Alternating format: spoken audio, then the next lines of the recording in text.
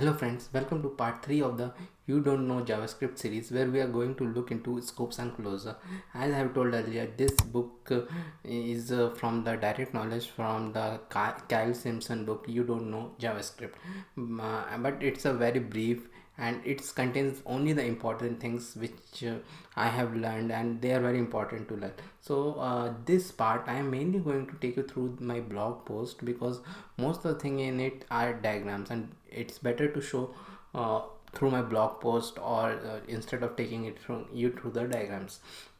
So you can go through my blog post also, so I will give a link at the end of this video. So what in this part only we're going to start the real scopes and closures which we are learning from the past two part. So what happens in older languages like Java and C++, they are compiled language. Actually, I used to work as a C++ developer 15 years back, so I know a bit of it because in C++ you need to make that those out file and then you need to execute it. In Java also it is like that, you make a jar file. I worked a bit on Java also, so and then you execute the source code. So that's why means they are known as compiled language. But what is JavaScript? It's a web page. We don't have anything like compilation. It directly runs on a web page. So people think that JavaScript is an interpreted language, but JavaScript not an interpreted language. Actually, there is a small compilation steps which happens before the interpretation step, and that's why JavaScript is both a interpreted language and a compiled language. And this is a very important interview question again, which you are going to be asked again and again, and most people will give the answer interpreted language. Even sometimes the interviewer doesn't know this thing, but actually JavaScript is both interpreted and a compiled language. So compiled, what is compiled? Compiled, during this step the compiler mainly registers the variable declaration. So we will understand this by this example, just example. As I was telling you, I only need images, not the real code. So this var a equal to 10 I am giving, and var b equal to 20 I am giving. So what is this? Compile. First the compilation step we learn. What is the compilation step? It mainly register the variables, and the compiler steps mainly looks at the var keyword, only var keyword. It is not bothered with what is assigned with it or something like that. So when the compiler runs, okay, it sees that it goes to line 1. Okay, there is a variable a, where is the a, and it is in a global scope, so let's register it in a global scope. Then var b, okay, it is there, let register it in the global scope. Then it comes to line 5 console, no, it is no var is there, so it will not register it. Only this much will be there in the compile step. So let us consider another example. So what is there? So first a var is there, then we have a function. Inside the function two more variables are there, console log, and the function is there. So when the compiler first run and it comes here at line number 1, so a will be registered at the global. Then there is a myfunc which runs from here till here. It has got b and c, so this b and c will be registered. But why this myfunc is registered as a global global stage? Because myfunc at line 2 is also a variable declaration. See this at line 3, this is also variable declaration, because in JavaScript functions are actually object declarations. So this is also a variable. This is considered as a variable whenever we declare it, not this one. So line 3 it will register it as a variable. So myfunc will be also at the global step. So now let's consider another example. In this we have the variable declaration at line 1, so my name will be there. Then greet, as we have seen in this above example, this greet, again this will be registered at the global level, because functions are object declaration, as I have told earlier.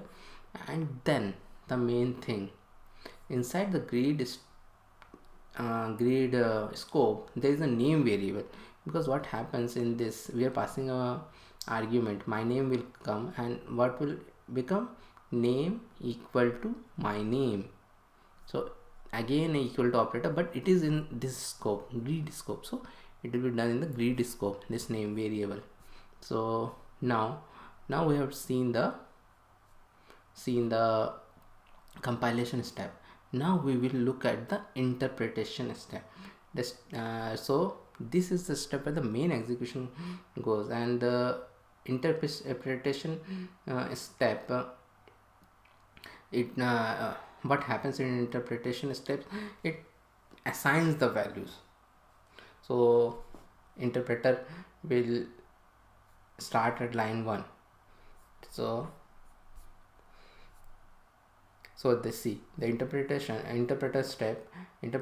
will start at line 1 and see the my name, and ask the compiler where you have a variable as my name, and the compiler will say yes, I have a variable as my name in the global scope. So it assigns the value Nabendu to it. Then it will come at line 3. So there is no assignment or execution at line 3, so it goes to line 7. So only it mainly takes wherever there is a execution or assignment is this. Here is an assignment is there, there is no assignment is there, but here the execution is there because we're calling a function. So at line 3 nothing is there, at then at line 7 it will come, and here there is a function greet. So where is the function greet? So function greet is at the global scope. So when interpreter asks compiler, it got the function greet at the global scope.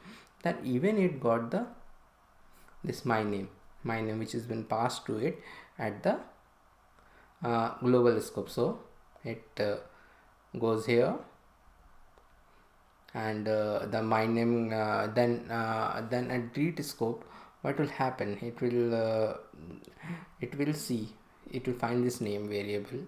So then it will ask compiler again, and it will find the name at greet scope, and it will assign it name equal to my name. Now the compiler goes inside. When this happens, the interpreter goes inside, so that console.log. So again for the console.log also a thing will happen. So actually console is first it will look for this console. First it will look for the console at the greet scope. It will not find it. There is nothing as console. Then it will check at the global scope. So it works like that. If it doesn't find the greet scope, it will go to the global. So then it will find greet at this console at the console. This console, I am talking about this console, CNSLE. So then it will try to find it at a global scope, and console is not there also, but there is one scope which is above that is JavaScript global scope, which is the language which have all these things. So there it will find the console, and what it does, it will get that console.log is to print something, and that's how it will print the hello. It will print, and name, it already have the name value, and whatever this Nabendu it have, and it will print hello Nabendu in this way. So there is one more thing, that example how the interpreter can lead to the create of global variable. But before that, let's see a thing where the compilers compiles, but the interpreter gives us an error. So we'll open JSBin and see a quick example where a equal to 10 is there. Then function my fn where b equal to a is there, console.log b, and we are giving a c also, my fn. So as I have told earlier, in the what happens in the compilation step, it ignores the console.log. So it will come here, register a in the global scope, register myfunc in the global scope, register b in myfunc scope, and these two it will ignore. So but what will happen when the interpreter will come and come to lines, this line console.log c, it will not find it and it will give an error, as you have reference error, c is not defined. So what I need to tell that compiler was successful but interpreter was not successful. So let's do one more thing. C equal to 100. If I just give like this without any var, it is a complete valid JavaScript code. Okay, so this leads to the creation of global variables. How? See what happens, as I have told earlier, that compiler only cares about var is there, so it will care about this var. Okay, var is there, so it will register a. Var is there, it will register b. But when this anyway it will ignore. But when it will come to this line also, it will ignore this line, this compiler, because var is not there. So but what happens, yeah, in when the interpreter comes, so this we are doing a write operation here, means 100, read and write operation what we had learned in the previous chapter. See, we are giving it 100 and it will not throw an error. What it will do, it will create C in the global scope. If I run 10, it will give, it doesn't matter, but what it will do, let me show, it will give a myfunc and c also at the global scope, and b of course in the myfunc scope. But this is done by interpreter. This c to be kept in the global scope is done by an interpreter and not by the compiler. So hope you learned a lot about the compilation and interpretation step. We'll continue a bit of this in the next part also, and if you want to know more about it, go through the blog. It is much more easier to learn it from the blog than from this YouTube video. So thank you, see you soon.